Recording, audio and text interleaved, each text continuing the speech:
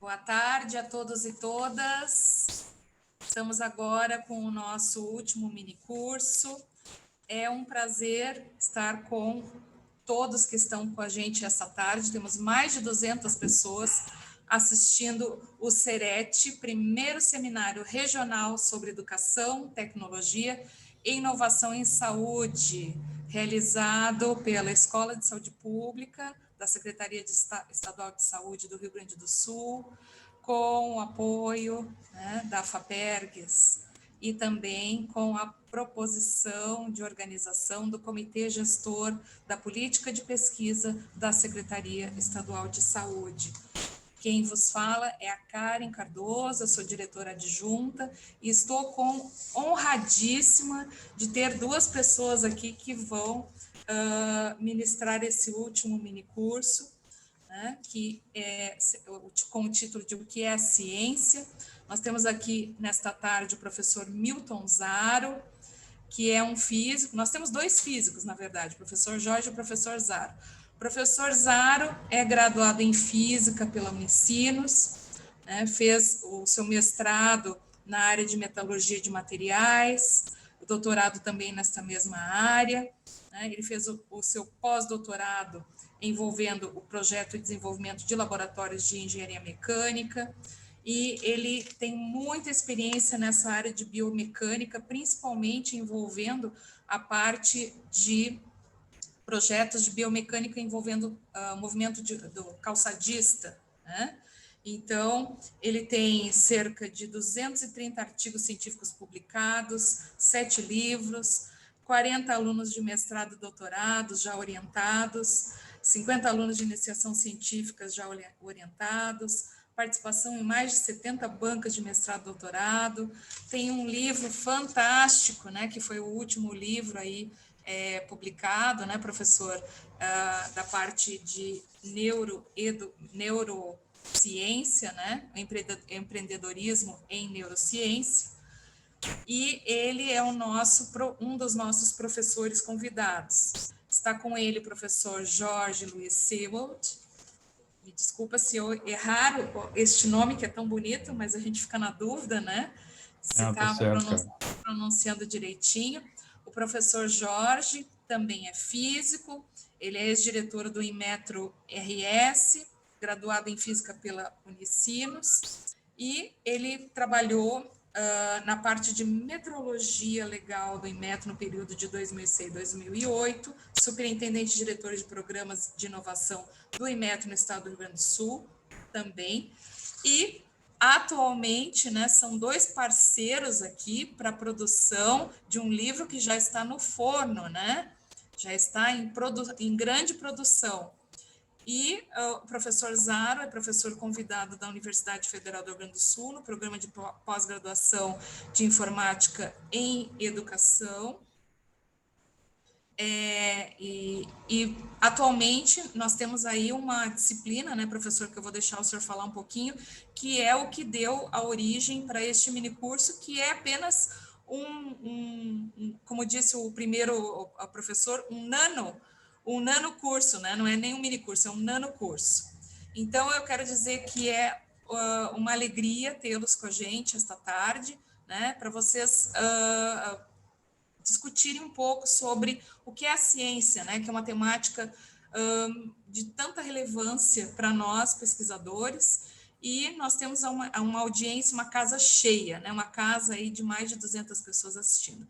Então, estão com a palavra e eu estou aqui com a câmera fechada, né, e estão aí com a sua 1 hora de tempo para discorrer sobre o assunto.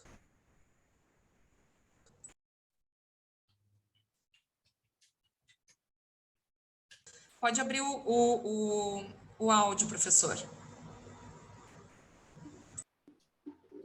Muito bem. Te agradeço, Karen, o convite para nós falarmos desse evento aí, ministrarmos um minicurso. Eu e o Jorge trabalhamos há 25 anos nesse tema, por certamente termos encontrado uma deficiência muito grande, uma falta realmente de conhecimento dos pesquisadores, professores dos mais variados níveis, né? Do que é método científico, quais são as bases do método científico. O Jorge está estudando muito mais do que eu, até a parte de neurociência do método científico, e a gente está escrevendo um livro sobre essa parte do que é ciência e como é que o método científico evoluiu e chegou até hoje. Nós ministramos conjuntamente uma disciplina do doutorado lá do PGE, como tu disseste, Karen, e nós seguimos basicamente dois livros. Um livro é o Que é Ciência, Afinal, do Chalmers, e um livro da Fábrica da Realidade, que foi mal traduzido para a Essência da Realidade, do David Deutsch. Mas isso aí, então, a gente vai começar agora mostrando umas lâminas, porque o tempo é pequeno, e eu vou passando a palavra imediatamente para o Jorge, para o Jorge coordenar essa questão de passar os slides para nós. Jorge, por gentileza. Tá bem, obrigado, Zaro. Tá aparecendo a lâmina aí, Karen? Perfeito. Tá tudo perfeito? Tá.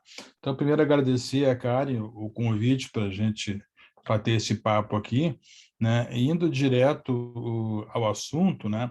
Eu já queria antecipar de imediato o seguinte: pode o nosso título, né, ser assim um pouco modesto, né? O que é ciência, né? Embora a dificuldade do tema, mas a nossa ideia aqui é sermos um pouquinho, irmos um pouquinho mais além do que aquilo que convencionalmente a gente encontra nos livros de filosofia da ciência.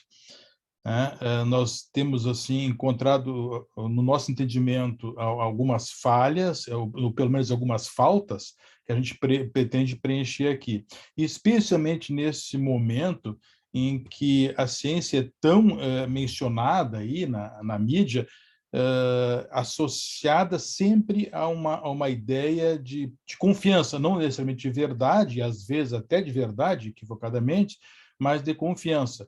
Então, uma área à qual nós associamos tanta confiança, nos parece justo que ela mereça uma análise um pouco mais cuidadosa para saber exatamente que tipo de confiança e que nível de confiança a gente pode depositar nesse assunto. Então, de imediato aqui, né, o nosso conceito sobre o que é ciência, nosso ponto de vista, como a gente coloca ali, existem outros conceitos, né, mas nós vamos utilizar e vamos prender nessa ideia aqui. Quer dizer, ciência é uma forma de conhecimento sobre a realidade objetiva. E daqui, talvez, já uma coisa para ficar bem clara, né? Quer dizer, no nosso entendimento, a ciência, esse conhecimento que a ciência pretende construir, ele não depende de opinião, ele não depende do observador, ele é um conhecimento objetivo, ou seja, ele é o mesmo independentemente de quem o analise ou construa, né? Então, ele resulta de um equilíbrio de constante renovação, quer dizer, nunca chegaremos à certeza, que às vezes é pronunciada como elemento da ciência, e exatamente isso que nós queremos contestar aqui, né? Mas combinado aí com a consolidação dos conhecimentos já construídos, ou seja, ele vai se adaptando exatamente como acontece na evolução. E nos parece até que a teoria da evolução é um bom exemplo do modelo que a gente pretende construir. Então, ao longo dessa breve apresentação, nós não pretendemos nos distanciar desse conceito aí.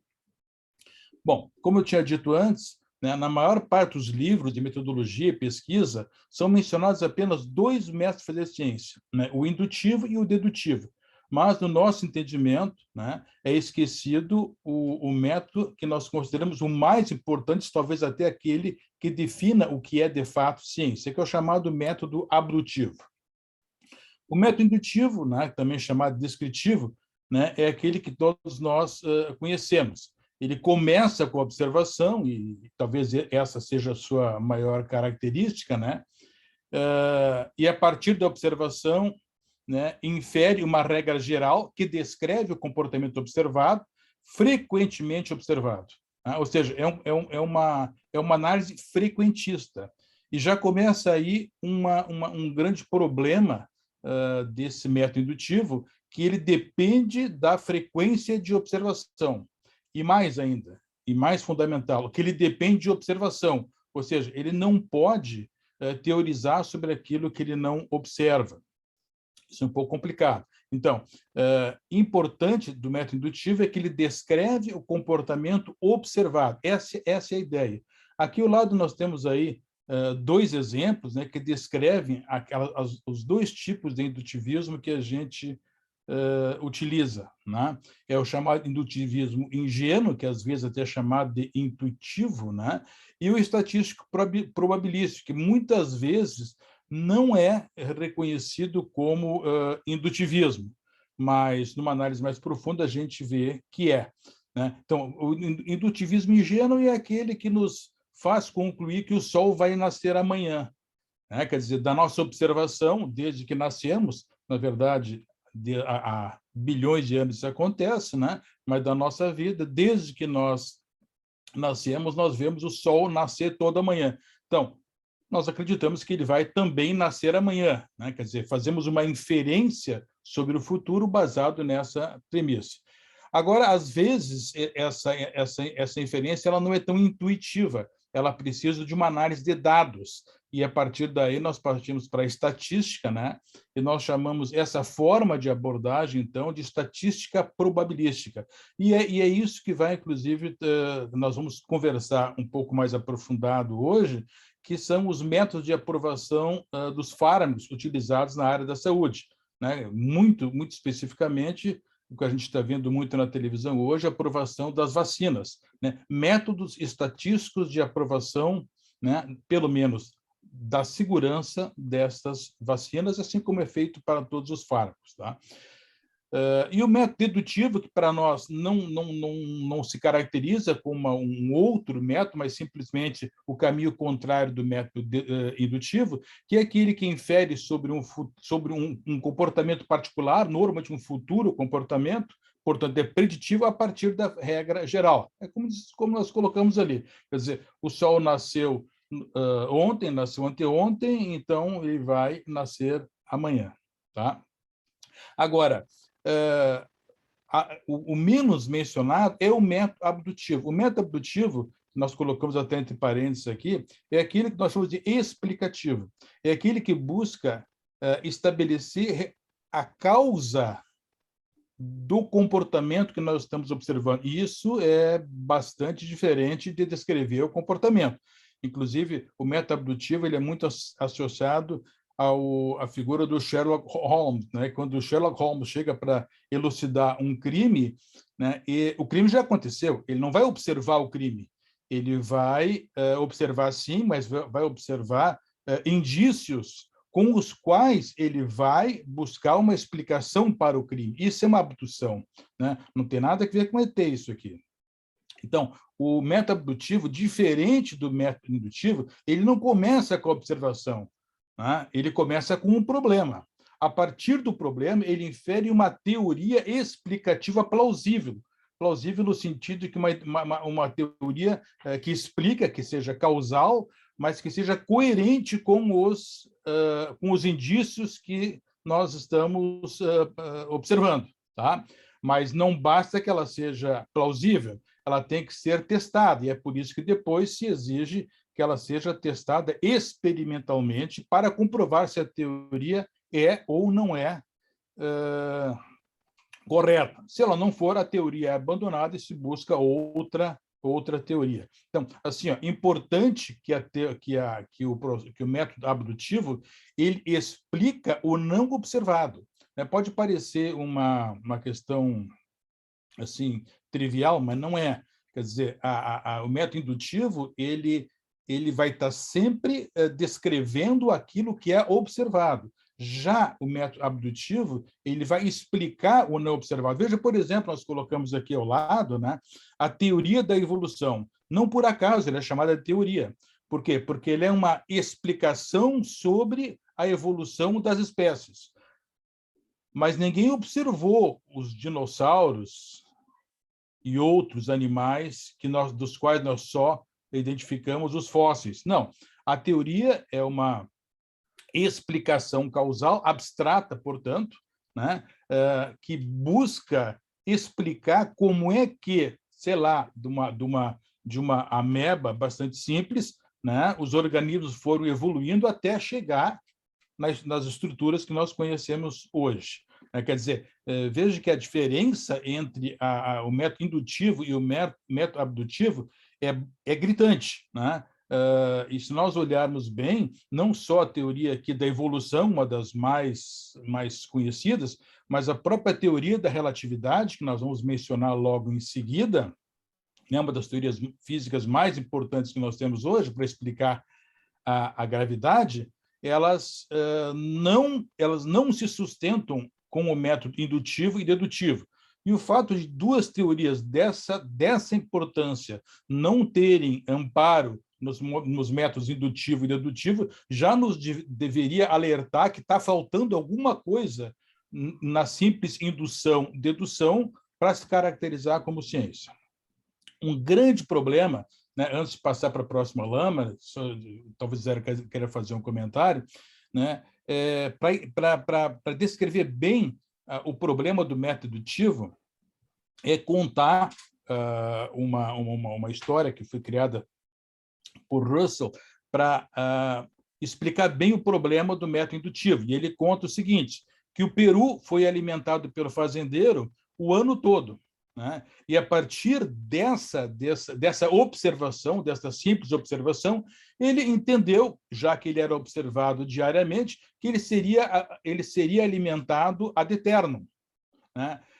Mas, evidentemente, ele estava equivocado, porque na véspera do Natal, né, o fazendeiro apareceu com um machado para cortar o pescoço e transformá-lo em ceia do Natal. Quer dizer, esse é que é o problema do método indutivo. Quer dizer, enquanto ele está funcionando, ele é ótimo, né? E isso se aplica da mesma maneira para o nascer do Sol. Nós sabemos que é bem provável que o Sol vai nascer amanhã e depois da manhã, queremos que isso aconteça e provavelmente vai acontecer. Mas, a partir das teorias da astronomia, nós sabemos que um dia o Sol não irá nascer mais. Felizmente, esse dia está bastante longe, mas um dia ele não vai nascer. Ou seja, um dia a regra geral indutiva ela vai falhar.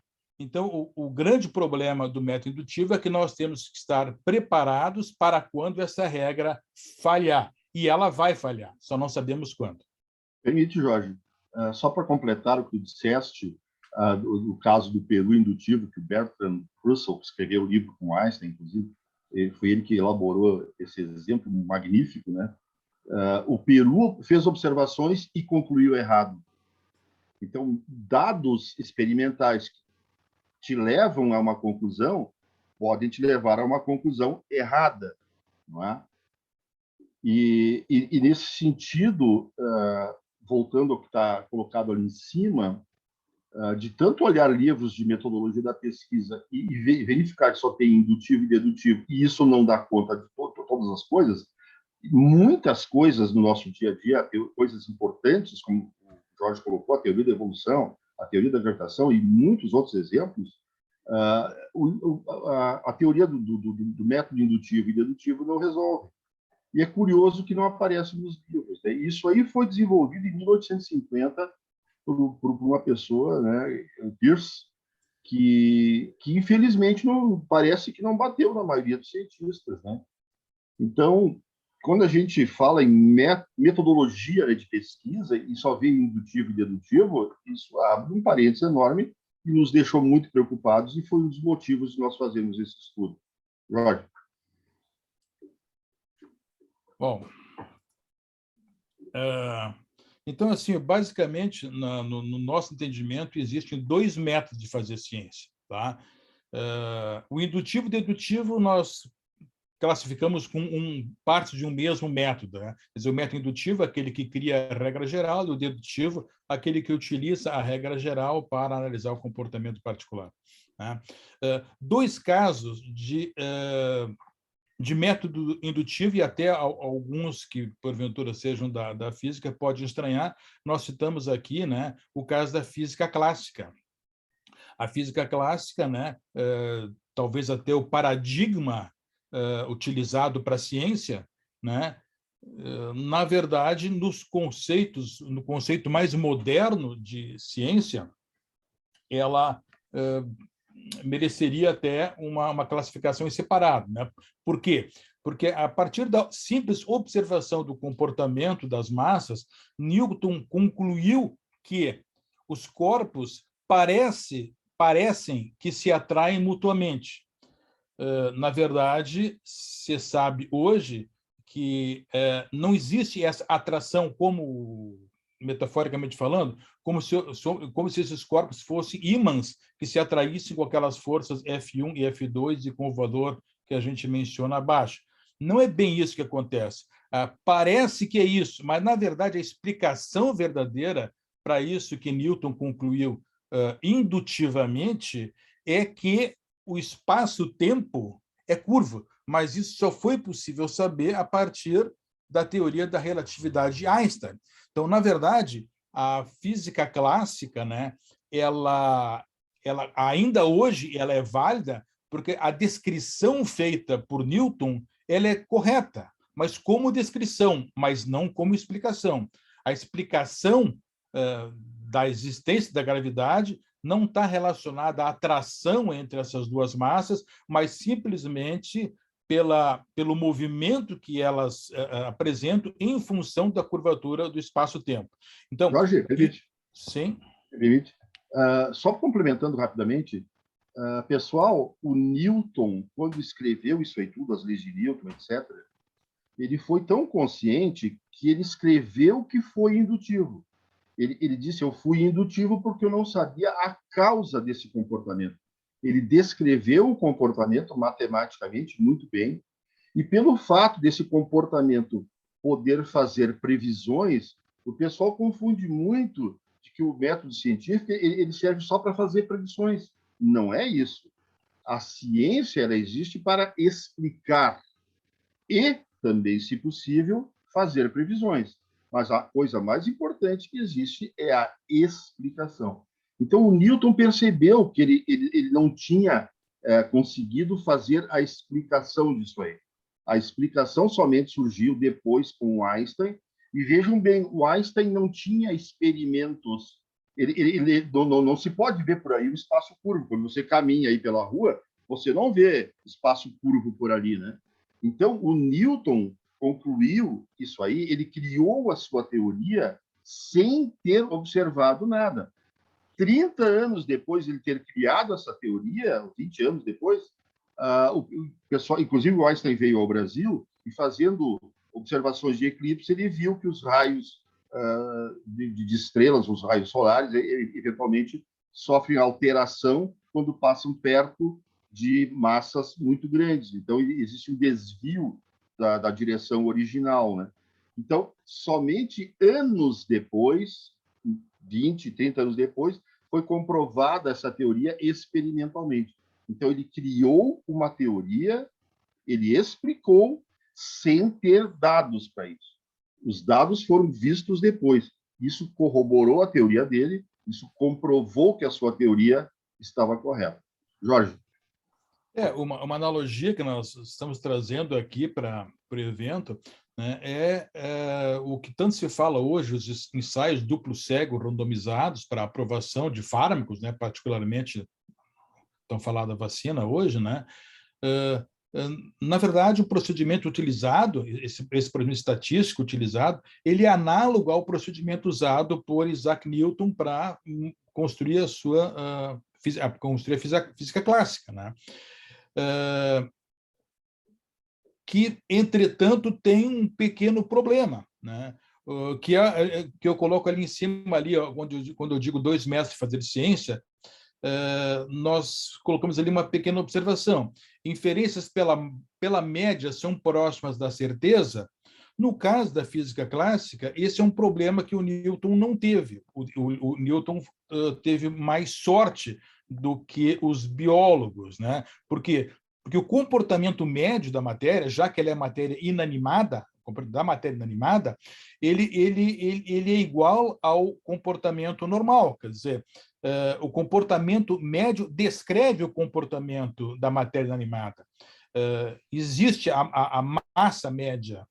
Agora, já na matéria viva, já que ela tem um comportamento auto-organizado, o comportamento dele é definido não só pelo meio exterior, mas também pelo meio interior, ou seja, pelas informações que estão dentro da célula ou dentro do organismo, ou que seja lá dentro da espécie, né, seja como for, né, isso já não é válido, não é, ou pelo menos não é tão válido quanto acontece para a matéria inanimada. Quer dizer, não é razoável, todos vão concordar conosco, que seja que nós possamos, por exemplo, adotar na sociologia a ideia de indivíduo médio. E de indivíduo médio é uma abstração que não vai corresponder certamente a nenhum indivíduo em particular. E isso é um problema que Newton não teve quando montou a sua física clássica. O comportamento médio é igual ao comportamento de cada uma das massas. Já o indivíduo médio não é igual a cada um dos indivíduos. Aliás, ele não é igual a nenhum dos indivíduos. E isso é um problema sério, né? Jorge, Sim. apesar do pessoal considerar a física bastante difícil, normalmente, né, é muito mais fácil trabalhar com a física e, consequentemente, com a matéria inanimada do que trabalhar com a biologia, a medicina, com a matéria viva, como tu muito bem disseste. E é isso que vai aí que começa, mas a partir daí é que nós vamos concluir que a certeza é uma impossibilidade no estudo da matéria viva. É uma impossibilidade. Assim como a certeza, o consenso científico não existe. Né? Quer dizer, sequer existe, na verdade, na matéria inanimada, porque ele está sempre evoluindo. Agora, no âmbito da matéria viva, isso é realmente uma impossibilidade até na média próxima da certeza, que é o que nós colocamos ali. Então, o ideal seria, mas nem sempre é possível, certamente, que se tivesse uma teoria sobre o comportamento do organismo. Mas isso aí, né, se foi difícil para Einstein escrever a teoria da relatividade, a teoria do funcionamento dos organismos vivos certamente não, eu digo, possivelmente nós não vamos estar aí para acompanhar. Mas as teorias, né, tipo teoria da evolução, a teoria da relatividade, como diz, são abstrações para descrever, para estabelecer as relações causais do fenômeno. E os métodos indutivo e dedutivo, eles servem para fazer inferências a partir do comportamento frequente daquela matéria, ou matéria inanimada, ou matéria viva. Mas isso tem consequências, e é por isso que nós trouxemos a lâmina aqui. O que é possível para a matéria inanimada não necessariamente será possível para a matéria viva. Bom, qual é o grande problema que isso aí nos traz, tá? O método indutivo? Nós colocamos como título ali, a causa aparente observada, ela nos, intuitivamente, eu diria, ela nos dá a ilusão de ser a verdadeira causa. Um exemplo bastante simples é o seguinte, ó, o Sol nasce há bilhões de anos, certamente nasce desde que nós nascemos. Então, para nós, intuitivamente, nós dizemos, olha, o Sol nascerá sempre. Quer dizer, intuitivamente, nós sabemos isso. Quem estudou alguma coisa de astronomia, quem lê, certamente sabe que, teoricamente, isso não é verdade, mas uma pessoa mais simples, ela vai dizer, não, o Sol vai nascer sempre. Isso é uma regra indutiva. Né? Intuitivamente, a gente conclui isso. De tal sorte que, se alguém nos pergunta por que o Sol nascerá mais, vejam bem, por quê? Não é se o Sol vai nascer ou não. Alguém nos pergunta por que o Sol nascerá amanhã, é muito comum nós ouvirmos o seguinte, olha, vai nascer amanhã porque nasce sempre. Vai nascer, sempre nasceu, vai continuar nascendo. Isso nos dá uma ilusão de que a causa dele nascer amanhã é o fato de ele nascer sempre. Quer dizer, a regra indutiva, ela nos dá uma ilusão de causa.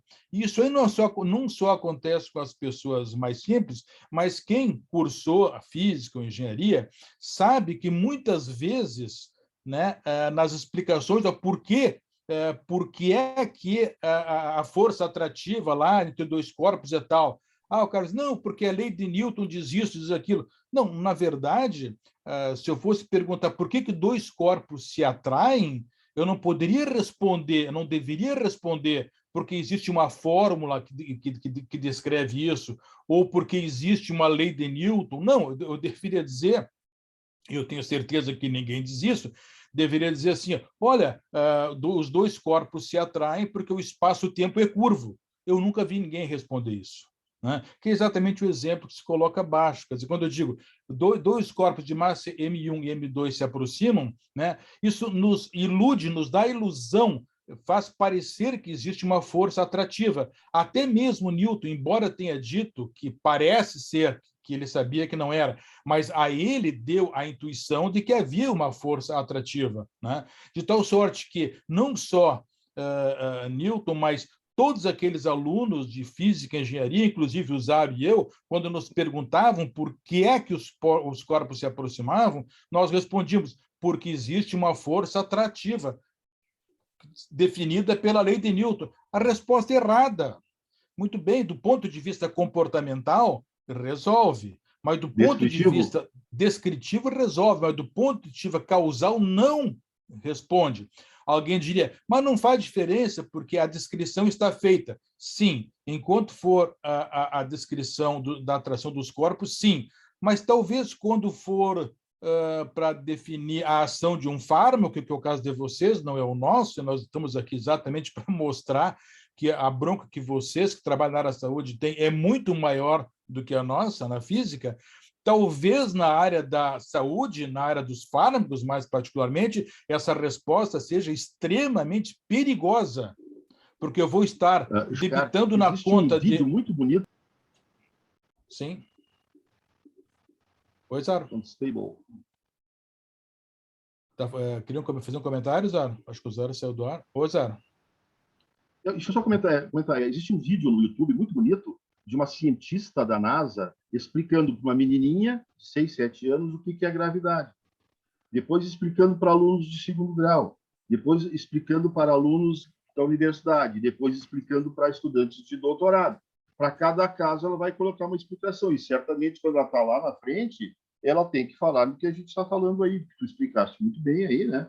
Que a gente aprende aí no segundo grau que os planetas, etc., se atraem. A força que atua entre eles, na verdade, não é força. A explicação correta está na teoria da relatividade, mas a gente nem estuda a teoria da relatividade no segundo grau, porque não cai no vestibular nem no Enem. Então, não se estuda.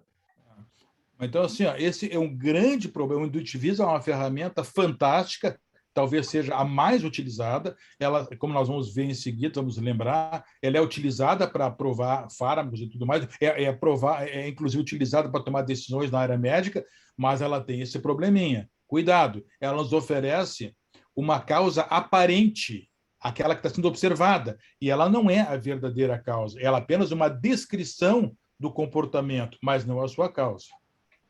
Uma história bem interessante que nós adaptamos aqui, né? Talvez vocês conheçam, né?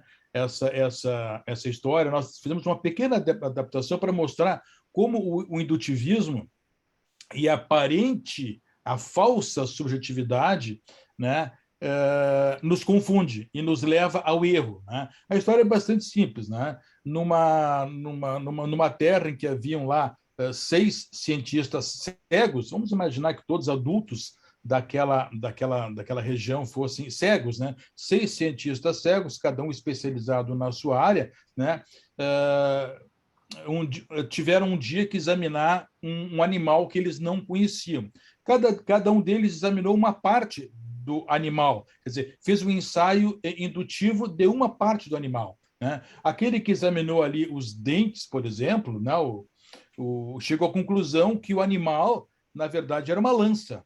Aquele que analisou a tromba chegou à conclusão que o animal era uma cobra.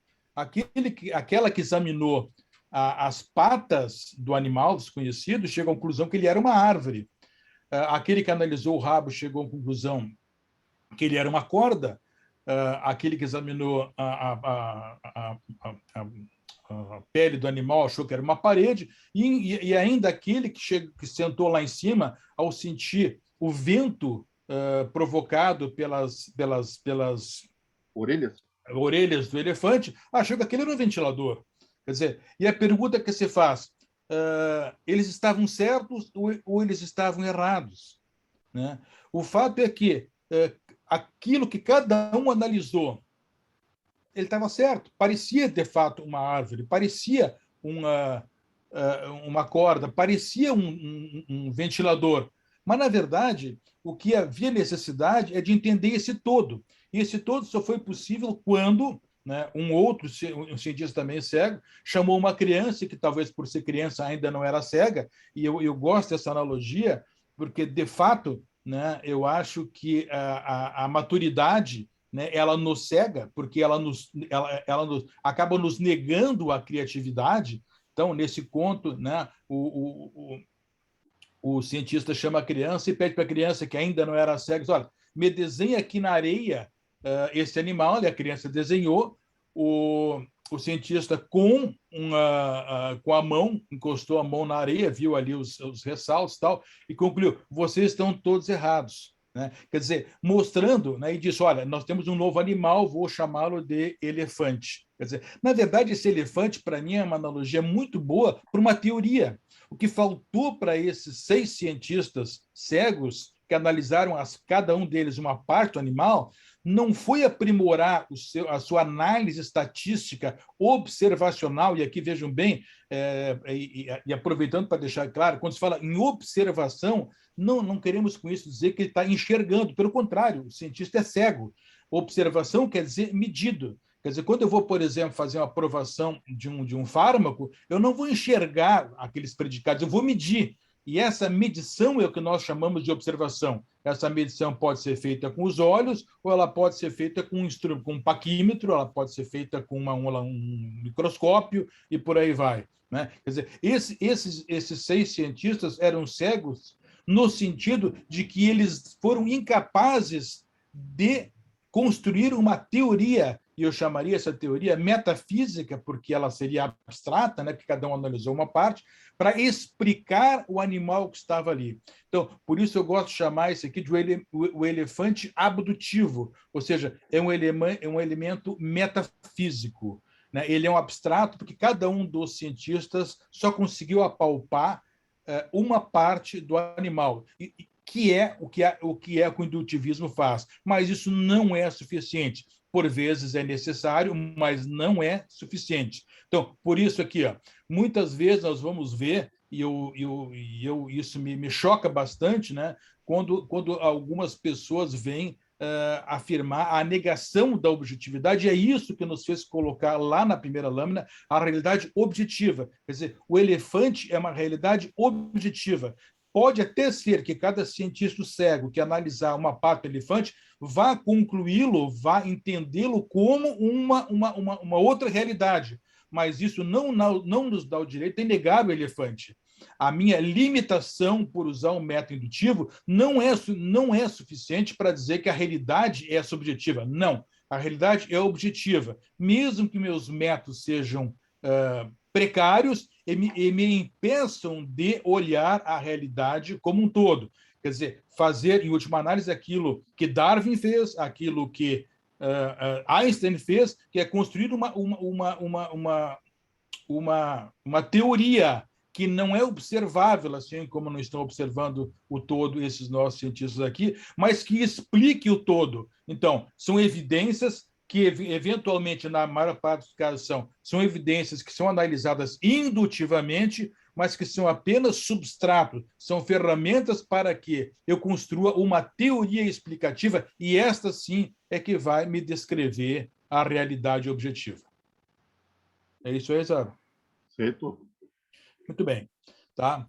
Um caso bastante simples aqui, e eu posso estar errando aqui, porque eu estou entrando na área de vocês, me perdoem se porventura eu me equivocar, mas procurei trazer um exemplo para o caso da área da saúde, né? Onde um mesmo problema, usado o meta-indução, chega à conclusão diferente do que se usar o método da abdução. Tá? Qual é o certo? Eu não saberia dizer, vocês saberão melhor do que eu. Mas, por exemplo, tá? Vamos supor que eu faça uma inferência indutiva. Tá? Dieta com gordura animal aumenta o nível de colesterol no sangue. Isso é verdade. A mesma verdade concluiu aquela cientista que agarrou lá a pata do elefante e concluiu que ele era uma árvore. É verdade, que ele parece uma árvore. Tá? Uma outra inferência, colesterol elevado no sangue aumenta o risco de morte. Também é verdade. Agora, se eu pegar só essa parte, quem sabe o rabo, e concluir dieta com gordura animal é o principal fator para o aumento de colesterol e risco de morte, talvez eu esteja sendo muito precipitado, como foram precipitados os nossos cientistas cegos. Né? Talvez uma análise um pouco mais procurando uma explicação para aquela gordura no sangue, né, que eu chamaria aqui, na minha tentativa de tentar me fazer mais claro, né, exemplificando a abdução, seria o seguinte: olha, vamos examinar o cenário, quer dizer, vou dar uma de Sherlock Holmes aqui, vamos examinar o cenário. Os humanos evoluíram com dieta com gordura animal, mas foi somente a partir da sua dieta com carboidrato, especialmente os processados, que ocorreu a epidemia de obesidade e diabetes. Quer dizer, anteriormente, mesmo comendo aquela gordura, não acontecia isso. Dieta com gordura animal tem impacto, mas ele é baixo impacto no nível de colesterol do sangue. Já a dieta com carboidrato tem alto impacto. Isso são evidências que são demonstráveis no nível de colesterol do sangue e diabetes. Bom, a partir daí, claro, simplificadamente, né, nós construímos uma teoria, né, que eu obtive isso com o Dr. José Carlos Soto, que inclusive tem a menção ali, se a gente quiser depois. Tá? Qual seria? Olha, uma teoria, se ela é certa ou não, né, isso há de se confirmar, assim como a suspeita do Sherlock Holmes. Qual é que seria a teoria? E ela é plausível, dizendo o seguinte: os carboidratos ingeridos são transformados em glicose. Essa glicose é o principal estimulante da insulina, que é um hormônio que favorece o armazenamento de gordura. Quer dizer, eu faço eu encontro uma explicação que relaciona a ingesta de carboidrato com o armazenamento de gordura. Né? Bom, claro que essa teoria, mesmo que plausível, ela possa estar equivocada, mas daí eu vou lá e faço testes experimentais. E eles foram feitos e demonstraram que gordura artificial é mais letal do que gordura animal. Quer dizer, tudo aquilo que está dito lá em cima não é mentira, é verdade. Mas o fato é que a gordura artificial ele é mais letal que a gordura animal. Não que a gordura animal não o seja, talvez até o seja, mas ela não é tanto quanto a gordura artificial. Portanto, a conclusão que foi indutiva, que você colocou acima, e por isso que eu coloco o peru indutivo lá, né, ela tem que ser melhorada. Então, a conclusão agora seria dieta com carboidrato e não a dieta com gordura animal é o principal fator para aumento de colesterol e, consequentemente, risco de morte. Veja que fazer uma análise indutiva me leva a uma conclusão, fazer uma análise abdutiva me leva a outra conclusão completamente diferente, né? Oposta. Que é, de certa forma, até oposta, e certamente, no âmbito da saúde, me levaria a procedimentos diferentes. Tá? Só para completar, Jorge, hoje em dia, os médicos que fazem pesquisa e trabalham muito com essa parte da alimentação, eles certamente recomendam o uso de gordura animal. Não use óleo de girassol, óleo de canola, óleo... Não. Use gordura animal. E, claro, reduza muito o carboidrato. Bom, eu vou passar rapidamente aqui, Zara, que eu estou percebendo que nós temos ainda coisa de 10 minutos, tá? Uma recomendação, se alguém quiser se interessar em ler mais sobre isso aí, né, nós recomendaríamos aqui esses 2 livros, Ciência Picareta e Imposturas Intelectuais, onde vários casos, não esse do colesterol aí, né, que até é discutível, tá? Mas assim, casos como, por exemplo, emplastros de desintoxicação, suco verde, ginástica cerebral, antioxidantes, né? Eles estão aí mencionando, até explicando aqui, no caso de antioxidantes, por exemplo, se mostrando, inclusive, exatamente o contrário daquilo que a propaganda faz alusão. Tá? Bom, mas vamos, saindo desses casos extremos, vamos ver exatamente na área da saúde como é que a ciência vai se introduzir. Então, só um pouquinho, Jorge. Só para completar, quem toma vitamina C para evitar resfriado, não existe nenhuma comprovação experimental disso. Esse livro descreve muito bem. Esse livro, Ciência Picareta, foi escrito por um médico que trabalha com essa parte dos cremes, sei lá, dos óleos para a pele. Bom, ele faz uma análise de um monte de coisas, vocês viram algumas ali que o Jorge colocou, mas só para lhes dar um exemplo, a vitamina C não tem estudo comprovado de que ela evita resfriado. Jorge. Bom, então, indo já para a área assim, das ciências dentro da área médica, nós já mostramos que ela é bem mais complexa, bem mais complicada do que a ciência da matéria inanimada, na física, particularmente, e é por isso que nós estudamos física, é bem mais fácil do que estudar a ciência dentro da área médica, né? Mas, assim, um aspecto interessante, que, inclusive, eu li aqui, se alguém quiser, pode pegar, é um artigo, pode encontrar na internet lá, que é Can We Say Cure? Né? Ele fala sobre um importante aspecto da medicina em tratar o sintoma, né? Que é exatamente o que a gente falava sobre a ciência indutiva. E não vai absolutamente nenhuma crítica aqui, não. Vai exatamente no sentido de que isso é útil, até estou colocando ali, o que é ótimo. Né? Por exemplo, o antipirético, né? Entendo eu, né, porque conversei aí com médicos a respeito, olha, o antitérmico ele deve ser utilizado na medida da necessidade, que até coloca ali 38 graus. Por que o médico não vai prescrever o antipirético ao redor disso, para menos que isso? Ele vai entender que isso é uma reação natural do organismo e não cabe interferir nisso, aí deixa o organismo se virar.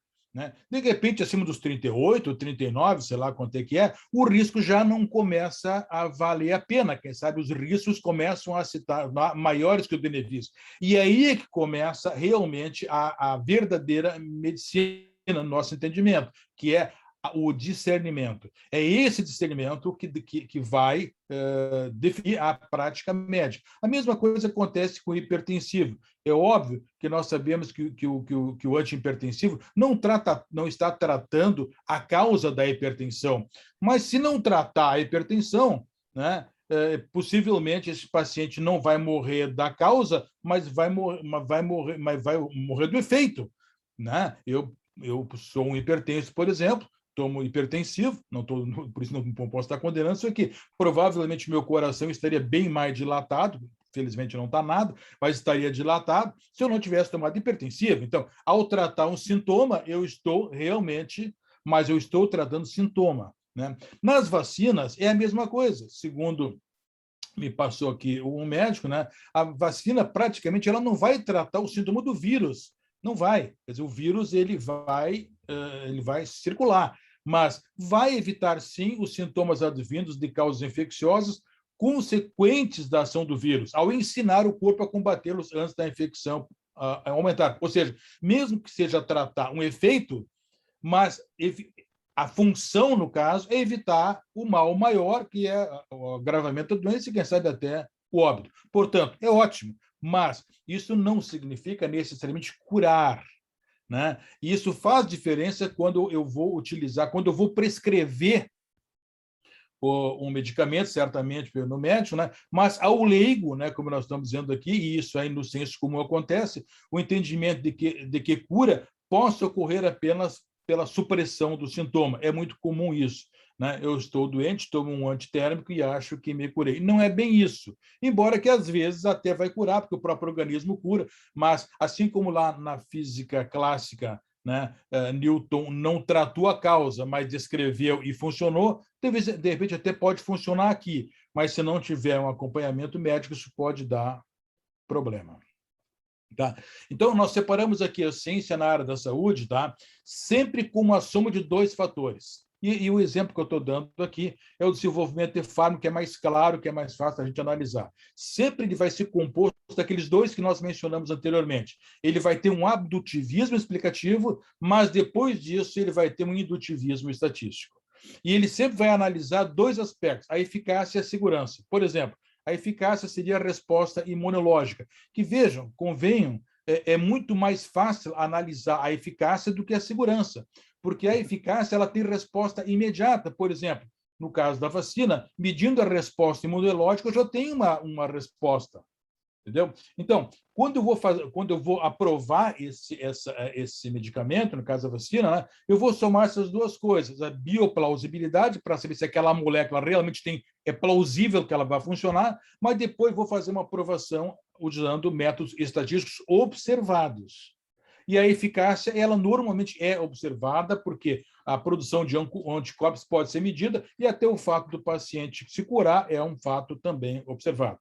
A segurança já não é bem assim, porque a segurança trabalha com efeitos adversos, e os efeitos adversos nem sempre são imediatos. No caso da talidomida, por exemplo, né, que, claro, não se tinha a metodologia que temos hoje, né, infelizmente, tá? Mas os efeitos adversos podem ser bem mais demorados e, consequentemente, nós temos um problema. Mas, de qualquer maneira, a segurança também é analisada a partir de conhecimento prévio para saber se aquela molécula funciona, se ela não é perigosa, mas, de novo, através de análise estatística de dados observados. E essa análise estatística de resultados observados, bem claro ali, dados observados, ou seja, trata-se de um procedimento indutivo que só vai tratar, e por isso nós chamamos a atenção desde o início, de dados observáveis. Mas e como é que ficam aqueles que não são observáveis? E aí é que nós temos um problema para resolver. Não para contestar, mas para resolver. Algum comentário, Zé? Permite, essa parte aí é grave, porque você não sabe o que vai acontecer no futuro. O que vai acontecer no futuro com as vacinas que nós estamos utilizando? Pode ser que eu tenha problemas, né, até de DNA, a gente não sabe. Então, nesse caso ali, essa situação é muito complicada, né? Porque a gente não sabe o que vai acontecer no futuro, é diferente do primeiro caso, né?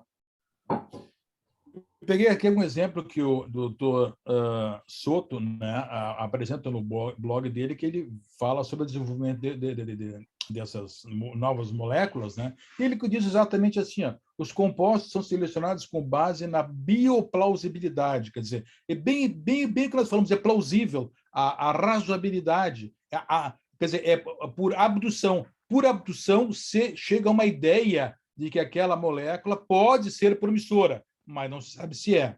Como é que ela vai ser aprovada? Está ensaio típico randomizado, como ele está dizendo aqui, na fase 3 chega a custar $50 milhões.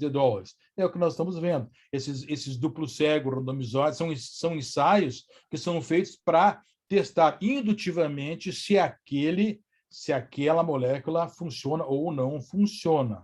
Tá?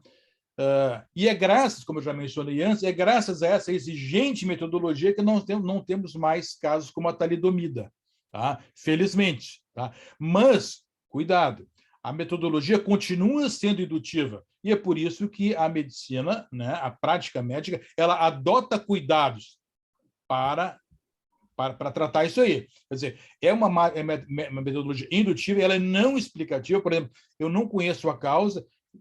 Veja, eu tenho até uma plausibilidade e que me explica bem até por que aquela molécula funciona para aquela determinada tipo de doença. Agora, com relação à segurança, eu nunca saberia a causa. Como é que eu vou saber a causa de que ela é segura? É difícil isso. Ou seja, ela não é falseável, aquilo que Popper falava. Eu não tenho como provar que ela é segura, né? Porque eu só tenho que comprovar que ela é insegura, caso o paciente morra ou tenha algum mal mais grave. Então, ela é não falseável, portanto, ela pode falhar. Então, assim, ó, primeiro, né, eu vou ter sempre um percentual conhecido de casos em que a eficácia é avaliada, mas eu sempre vou ter um percentual desconhecido de casos em que a segurança não foi avaliada. Ou seja, nós sempre vamos saber que ela é segura.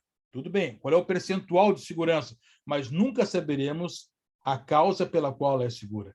E é por isso que, né, esse indutivismo ele sempre vai nos levar a um problema. Tá? Olha lá, o indutivismo ele ignora as causas, ele apenas descreve. Ele tem o caráter preditivo probabilístico, então nunca vai conduzir a certeza. Eu nunca terei certeza daquela segurança. E esse nunca é nunca mesmo. Né?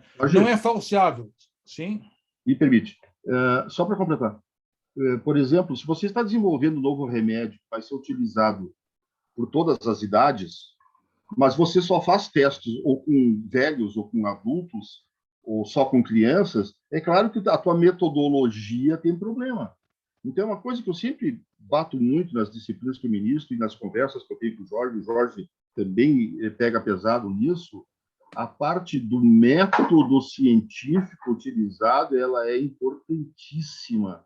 E parece que existe um desconhecimento muito grande com relação a alguns aspectos dessas coisas que nós estamos colocando aqui, né? Então, se a metodologia não foi correta, as conclusões não vão ser corretas também, mesmo que indutivas. Algumas conclusões indutivas podem ser úteis, como o Jorge colocou. Se a frequência, se a estatística nos prova que, bom, para 95% dos casos funciona, desde que os experimentos comprobatórios eles sejam corretamente realizados. Senão, não adianta, né, Jorge? Só para recomendar também, o Jorge colocou na lâmina anterior ali, o blog do Dr. Souto. Esse é um médico que vocês devem muito assistir às palestras dele no blog. Dr. Souto, depois a gente ratifica esse fato aí. Então, essa análise da relação custo-benefício, tá, é o que faz com que a ciência na saúde exija mais discernimento entre risco e benefício do uso do fármaco, e não consenso. Isso não haverá consenso, porque cada caso é um caso e a interpretação ainda tem dose de subjetividade. Então, por isso que a gente faz essa análise aqui, ó.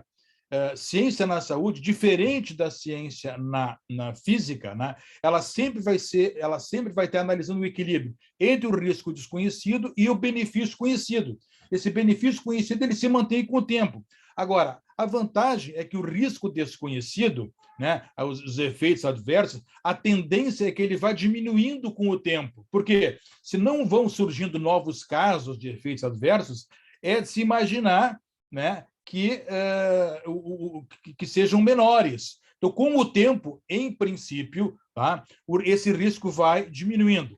E é isso que se espera normalmente nas análises que a gente vê, às vezes, desculpe, às vezes, cientistas querendo explicar na televisão e as pessoas não entendem. Por que uma vacina, por exemplo, precisaria mais tempo? Claro, talvez não seja o caso hoje, dado o grande benefício que ela vai trazer.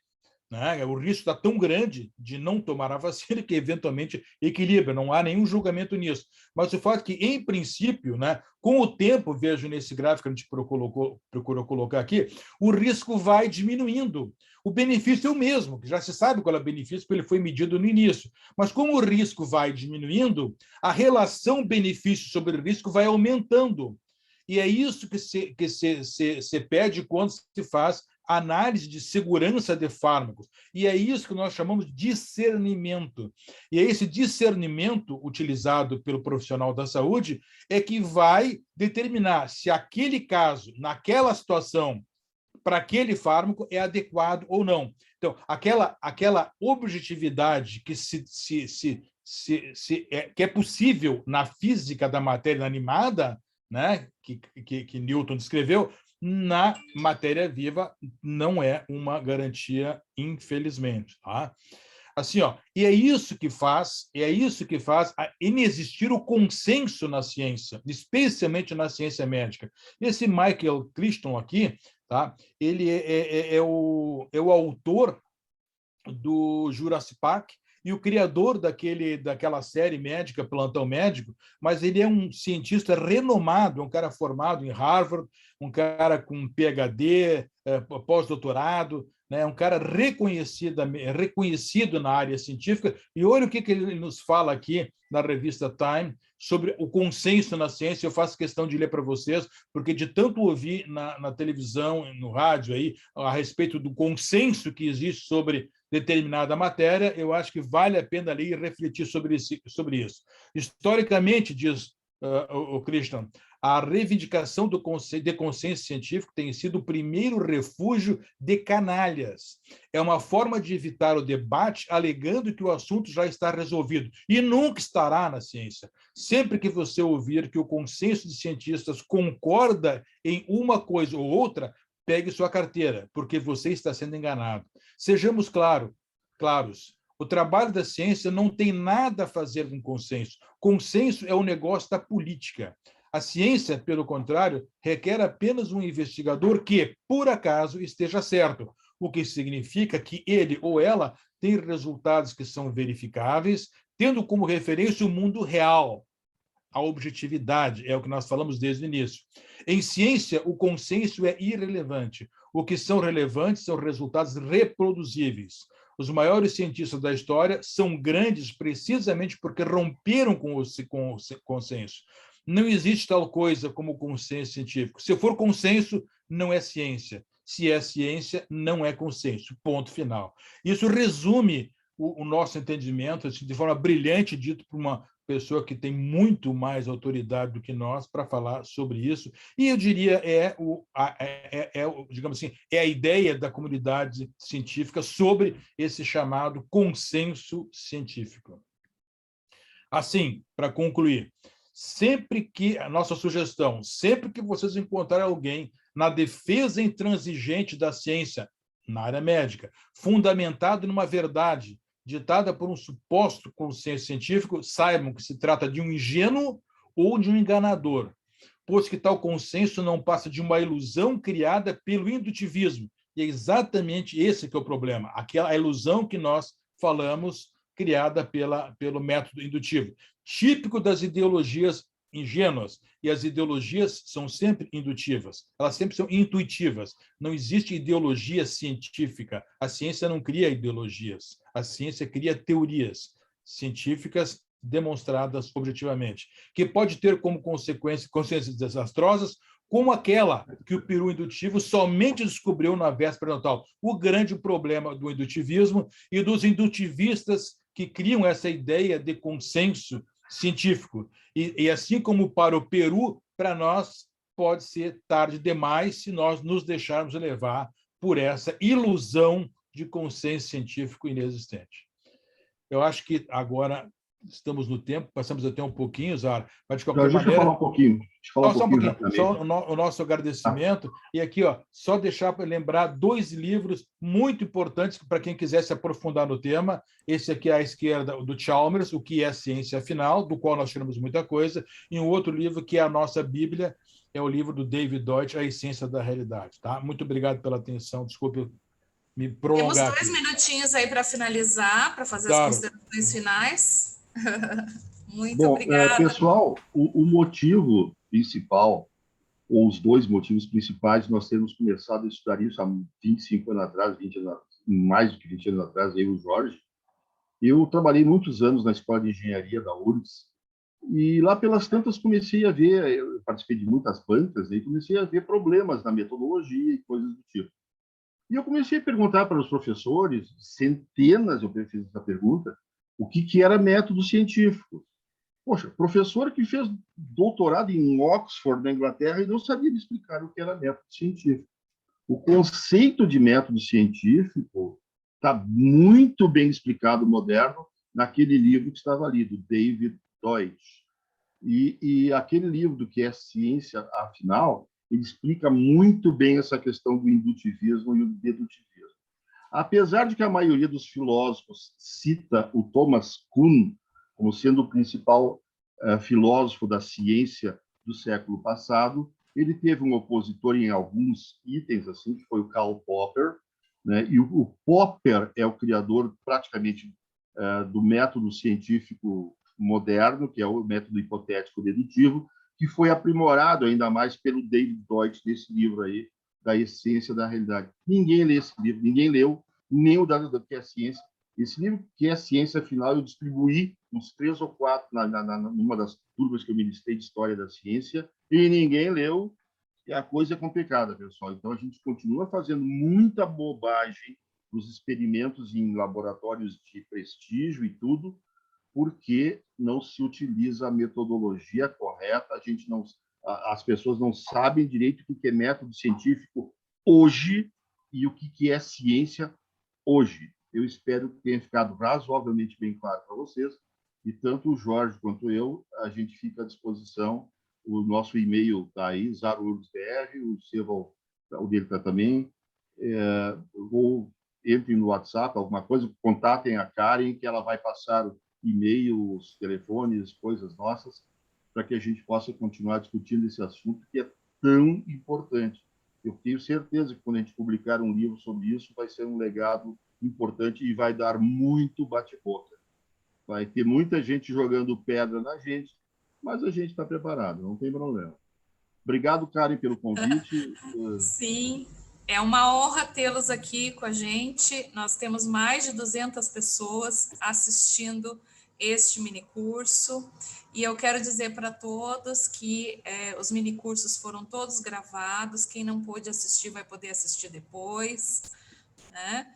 E fiquem tranquilos que o CERET, o primeiro CERET, está apenas começando. Amanhã nós temos uma programação cheia, começando com a mesa de abertura e uma conferência com uma representante do DECIT, do programa do PPSUS, né? Então não percam, né, que amanhã tem muita coisa boa para acontecer. Da minha parte, eu agradeço muitíssimo a presença dessas duas figuras icônicas, né? Essas duas pessoas que vieram trazer apenas uma parte, né? Um nano pedaço, né, professor, daquilo que todas as segundas à tarde tem sido falado nessa disciplina de o que é a ciência. Então, agradeço ao professor Zara, ao professor Jorge, por terem participado, e também ao pessoal que estava assistindo até este momento, que a gente tem aqui tudo registrado, a audiência e o prestígio dessas pessoas que acompanharam esta tarde de minicursos do primeiro CERET.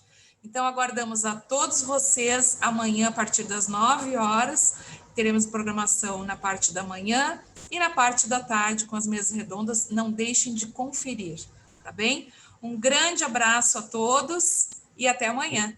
Obrigado, Karen. Um abraço a todos também. Até mais. Tchau.